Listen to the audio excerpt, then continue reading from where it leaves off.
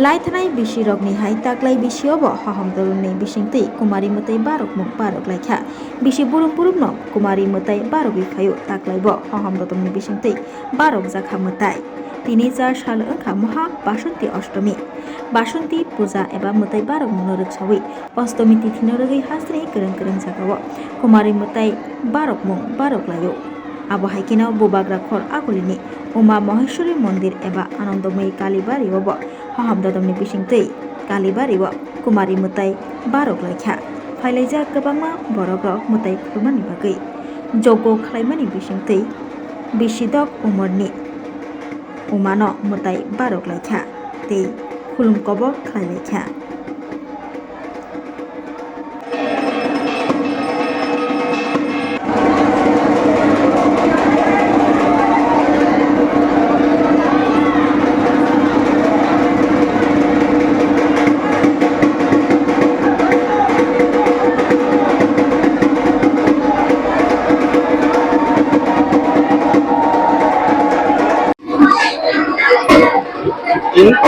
হিন্দু শাস্ত্রে কুমারী পূজা প্রচলন রয়েছে।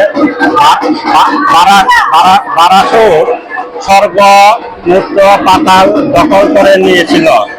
তখন দেবতাগণ অসন্তুষ্ট হয়ে কালীর নিকট প্রার্থনা করেছিলেন। তখন কালী রূপে প্রথম কুমারী রূপে পূজিত হয়েছিলেন। 1991 খ্রিস্টাব্দে বেলুর মঠে স্বামী বিবেকানন্দ শারদীয়া অষ্টমীতে নিজে তিনি কুমারী পূজা সূচনা করেছিলেন। তখন তিনি হিন্দু শাস্ত্র রীতিমতি অনুযায়ী মঠ মন্দিরে আশ্রমে বিভিন্ন ধর্মস্থানে কুমারী পূজা প্রচলিত হয়েছিল। আমরা কুমারী পূজা করি কেন? নিজেকে পশু থেকে সংযত রেখে সেই কুমারীকে পূজা করা হয়। 1 থেকে 16 বছরের অধিক অরজসলা কুমারী মায়ের পূজা অনুষ্ঠিত হয়। আজ আমাদের আনন্দময়ী মা আশ্রমে বাসন্তী পূজা উপলক্ষে শুভ অষ্টমী তিথি শুভ লগ্নে 6 বছরের উমাকে আজ এই কুমারী রূপে পূজিত হন। তখন থেকে আমরা এই পূজা কুমারী পূজা হচ্ছে আমরা নারীদেরকে জাগ্রত করিবার জন্য সেই পূজা হয় এবং সমস্ত ব্রাহ্মণরা পূজারীগণকে মায়ের একটি রূপ অনুসারে আরাধনা করে সেই কুমারী মায়ের পূজা হয়।